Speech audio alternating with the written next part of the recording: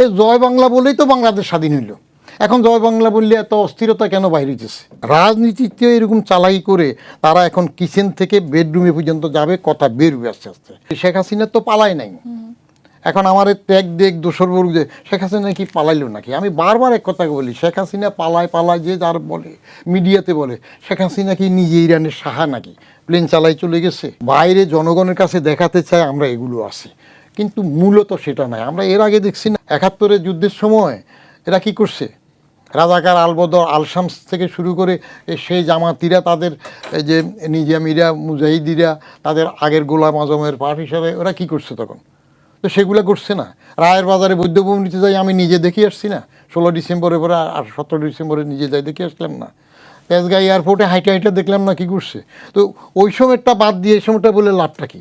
ঘটবে, এটা এরকম ঘটতে থাকবে। আর যেটা এখন বলতেছেন জামাত বিরোধী দল, আমি তো জামাতকে বিরোধী দল মনে করি না। এরা সংসদে বিরোধী দল নাই তো, ওরা তো এক দল দুই ভাগ হইল। যেমন আওয়ামী লীগের শেষের দিকে এরশাদকে নিয়ে বলা হইতো যে তারা তো এক দল। তো এখন যেটা বাজাদ এবং বাজাই, বাংলাদেশ জাতীয়তাবাদী দল এবং বাংলাদেশ জামাতে ইসলামী, এরা তো এক দল। যেহেতু আপনি একটা বৃহৎ শক্তিকে নিষিদ্ধ করছেন, ভোটের বাইরে রাখছেন আওয়ামী লীগকে, যে তাদেরকে কার্যক্রম নিষিদ্ধ করছেন, আসতে দেন নাই, সেই জন্য এরা নিজেরা আপোষে বিরোধী দল হইয়া কাজ করতেছে। আর এখন যে লম্বা কথা বলতেছে, বিরোধী দল থাকলে এগুলো বলতে হয়। ওই আবার এই পাশে তারেক সাহেব বলছে না চেয়ারটা হট, আর আমি বলি এত হট চেয়ারের জন্য এত বছর পরে খমিনি হয়ে আসছেন, তো হট হইলে এটা তো বাদ দিচ্ছেন না। এই রাজনীতিতে এগুলো বলতে হয়, কে কত সুন্দর করে পলিশড হইতে সরকারের তুলোধুনো করবে, তাহলে এটা গরম বিরোধী দল। এগুলো সব পাতানো টাইপের ব্যাপার স্যাপার। 5 বছর দেখবেন এভাবে চালাবে, যদি অন্যরকম কিছু না ঘটে এগুলো চলতে হয়। আপনি এরশাদের বিরোধী দল কি বিরোধী দল হিসাবে ছিল না? হ্যাঁ, কত পেঁয়াজ রসুন ক্ষমতা চলে আসছে না? রাজনীতি এমন এক জিনিস, সুবিধা হইলে পরিবারতন্ত্রের মধ্যে আসতে পারলে তখন দেখবে যে রসুন পেঁয়াজ সব নেতা হয়ে যাবে। শেখ হাসিনা যদি বলে থাকে দেশে আসবেন, আই ডু এনকারেজ হার, আসা দরকার। কারণ শেখ হাসিনা বলছে না যে শেখ হাসিনা পালায় না, আমি সেটাও বলি শেখ হাসিনা তো পালায় নাই। এখন আমার ত্যাগ দেখ দোসর বলুক যে শেখ হাসিনা কি পালাইলো নাকি? আমি বারবার এক কথা বলি, শেখ হাসিনা পালায় যে যার বলে মিডিয়াতে বলে, শেখ হাসিনা কি নিজে ইরানের সাহা নাকি? প্লেন চালাই চলে গেছে, তারে এত সুন্দর করে ওই দেশে যে নিয়ে গেল, সেই দেশে কার সাথে কে কথা বলছে, কিভাবে কোন ব্যবস্থায় গেল, কোন ব্যবস্থায় আসে, সেগুলো তো আপনি বের করতে পারতেছেন না। তো তাহলে যদি আসতে পারে, আই ডু এনকারেজ, আসুক, বিচারের মুখোমুখি হওয়ার দরকার আছে, তার বক্তব্য থাকলে সেটা হবে। এটা কোনো একটা কমিশন করে শেখ হাসিনার তথাকথিত পালানো বা যেটা আপনারা বলতেছেন এভাবে কী করছে সেটা বের করা দরকার। কিন্তু সমস্যা হলো বাসুরের নাম নেবেন কি না আপনি? কারণ অনেক সময় যেটা ঘটনা ঘটে, হ্যাঁ, গ্রাম দেশে বাসুরকে তো শ্বশুরের বাপের মতো সম্মান করে, কিন্তু এখন কিছু অসভ্য বাসুর থাকে না, ছোটো ভাইয়ের বউরে দেখলে একটু তাকাইতে ইচ্ছে হয়, তাকায়, তো তাকাচ্ছে, বউটা বেচারি সহজ সরল বউ টের পেয়ে সে বড় করে গুমটা দেয়। এখন শাড়ির পাত তো 2.5 হাত, গুমটা বেশি বড় হইলো, পিছনে উদম পিঠ খালি হয়ে গেল। তো বাসুর অগত্যা বলে যে তাই ভালো, তুই তোর চোখ মুখ ডেকে রাখ গুমটা দিয়ে, আমি বরং পিঠটাই দেখি।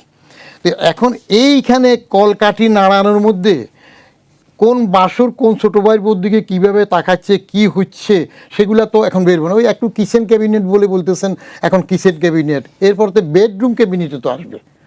হ্যাঁ, দাতারা করে কি, প্রথম আপনার ড্রয়িং রুমে যায়, ওয়ার্ল্ড ব্যাংক IMF কিছু দেবে ড্রয়িং রুম, পরে যদি কোনো রকমের টের পায় যে আপনার ঘরের সুন্দরী বউ আছে বা একটা বেডরুমে মজা আছে, স্বর্ণ অলঙ্কার আছে, তখন বেডরুমে যেতে চাইবে। রাজনীতিতে এরকম চালাই করে তারা এখন কিচেন থেকে বেডরুমে পর্যন্ত যাবে, কথা বের হবে আস্তে আস্তে। বের হবে কি না সেটা নির্ভর করবে 1 জুন বহু বছর আগে মেজর জেনারেল আবুল মঞ্জুর খুন করে ফেলছে তার ইয়ের মধ্যে গুলি করে, সেটা কি বের হইল এখন পর্যন্ত? কি আপোষে হয়ে গেল না? এরশাদ হাসিনার সাথে মিলিয়ে ফাঁসি বা এই বিচারের থেকে বেঁচে গেল, রায় হয় অবস্থায় বিচারক বদলাই দিল না? তো এইগুলো আপনার এরকম খেলা চলবে। আসতে পারলে ভালো, ফেস করুক, আমি পছন্দ করব। আর যদি এগুলো প্রচারণা হয়, একটা বললেন এত সরব কেন আওয়ামী লীগ নিয়ে? আওয়ামী লীগ নিয়ে সরব হবে না কেন? এই যে জানাজার মধ্যে জয় বাংলা স্লোগান আসতেছে, পুলিশ ধরতেছে 7 জন, 2 জন ছেড়ে দিতেছে, জয় বাংলা বললে গুনাহ হয় বলতেছে। ও বাবা, এখন বাপের নাম নিলে যদি অন্যায় হয়ে যায়, বাপের বাপ বললে যদি গুনাহ হয়, এই জয় বাংলা বলেই তো বাংলাদেশ স্বাধীন হইল। এখন জয় বাংলা বললে এত অস্থিরতা কেন বাইরে হইতেছে? কারণটা কি? ভিতর থেকে মানুষের স্বতঃস্ফূর্তটা যে বেরিয়ে যাবে, ওটা থামাতে পারবেন না। সেটা চট্টগ্রামের জানাজাতেই আসুক, ইঞ্জিনিয়ার মোশাররফের জানাজায় আসুক, তোফাল সাহেবের জানাজাতেই আসুক, এগুলো বেরোবে। সহজভাবে যে জিনিসটা গ্রহণ করবেন সেটা সবচেয়ে ভালো, জোর করে বন্ধ করতে না। আমি ছোট্ট একটা উদাহরণ দিই। আমাদের তো অনেক রকমের টেকনিক থাকে, রাজনীতিকরা তো নেতৃত্ব গুণে টিকে থাকতে পারলে টিকে, আমরা লেখাপড়া করে টিকে থাকতে চাই, হালে রাজনীতিকরা দলবাজ করে। একজন সেক্রেটারি যখন ডিসি ছিলেন ফরিদপুরে, নরসিংদীর মোহাম্মদ আলী সাহেব, তখন সরকার বিরোধী একটা মিছিল হইতেছে। তো সরকারের বিরুদ্ধে মিছিল হইতে গেলে তো স্বাভাবিকভাবে সরকারের লোকজন উঠে পড়লে লাগে। তখন এসপি সাহেব ভীষণ গরম হয়ে গেলেন যে ওই জায়গায় পাহারা মিছিল আসতে দেবে না, হুলস্থুল ঠান্ডা করে দেবে। কিন্তু ডিসি সাহেবের কাছে যখন বললেন, তখন মোহাম্মদ আলী সাহেব বললেন যে মিছিলটা হতে দেন, শুধু খেয়াল রাখেন যে ভাঙচুর যেন না করে। এখন এসপি সাহেবের প্ল্যানটা পুরো একেবারে বাড়াবাতে ছাই হয়ে গেল। মিছিল হতে দেন। একটা বিরোধী দল সরকারের বিরুদ্ধে স্লোগান দিয়ে 3 মাইল যাবে, তাতে সরকার কিচ্ছু যায় আসে না। সরকার হইল একটা জগদ্দল পাথর, এটা নাড়াইতে বহুত কঠিন ব্যাপার হয়। অতএব মিছিলটা হতে দেন, বরং তাদেরকে দাওয়াত দেন মিছিল শেষে যেন আমি ডিসি তো আমার রুমে এসে চাটা খেয়ে যায়, তাহলে খুশি হবে। ভীষণ খুশি। সরকারের নিকুচ করে মিছিল করে চলে গেল, আসলে চাটা খাওয়া দিলে চলে গেল। তো তিনি আমাকে বলতেছিলেন, বলে যে চিন্তা করতে হবে কোনটা ভালো হবে, কোনটা খারাপ হবে। যেটা দিয়ে সরকারের কোনো খারাপ হবে না, সেই জাতীয় মিছিল এনকারেজ করে ভাড়া লোক এসে করুক না, অসুবিধা কী?